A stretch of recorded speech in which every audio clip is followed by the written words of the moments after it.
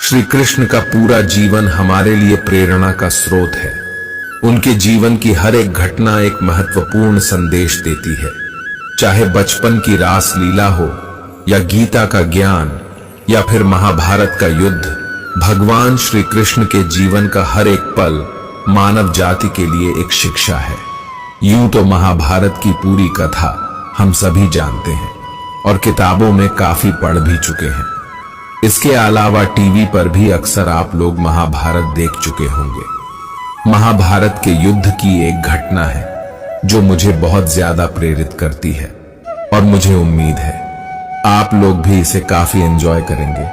और हां, कहानी को केवल देख के मत छोड़ देना, क्योंकि इससे मिलने वाला संदेश आपका जीवन बदल सकता है। श्री कृष्ण और भीष्म पितामह वार्तालाप।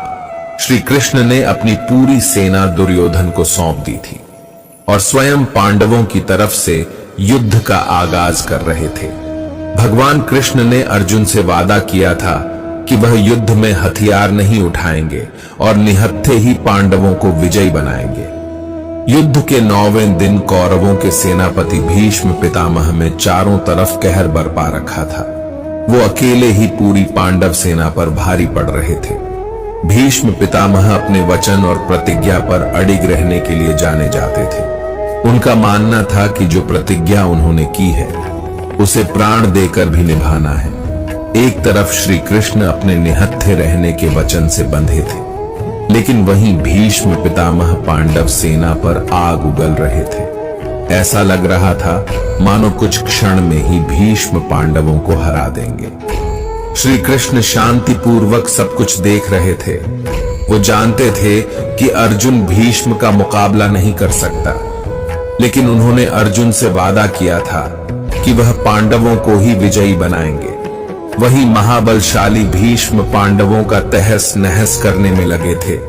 यही सोचकर श्री कृष्ण ने भीष्म पितामह को रोकने के लिए रथ का पहिया उठा लिया, लेकिन भीष्म जानते थे कि श्री कृष्ण भगवान हैं, इसीलिए उन्होंने मुस्कुराते हुए अपने धनुष बाण एक ओर रख दिए और हाथ जोड़कर खड़े हो गए। भीष्म पितामह, भगवान, आपने तो युद्ध में कोई शस्त्र ना उठाने का वादा किया था और आप तो भगवान हैं, आप अपना वादा कैसे तोड़ सकते हैं? श्री कृष्ण, हे भीष्म, आप तो खुद ज्ञानी हैं, आप कभी अपना वचन या प्रतिज्ञा नहीं तोड़ते, इसीलिए आपका नाम भीष्म पड़ा। लेकिन शायद आप नहीं जानते कि धर्म और सत्य की रक्षा करना आपकी प्रतिज्ञा से ज्यादा बढ़कर है।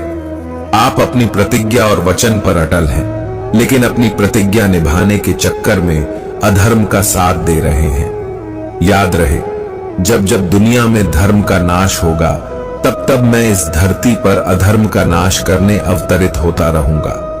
तुम एक इंसान होकर अपनी प्रतिज्ञा नहीं तोड़ पाए और अधर्म का साथ दे रहे हो, लेकिन मैं भगवान होकर भी धर्म की रक्षा के लिए अपनी प्रतिज्ञा तोड़ रहा हूं।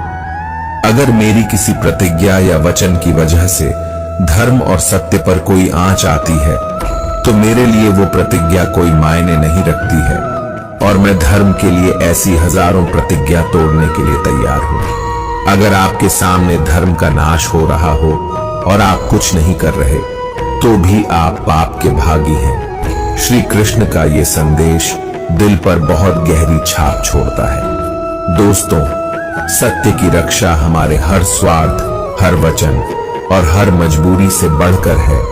यही इस कहानी की शिक्षा है। जय श्री कृष्ण।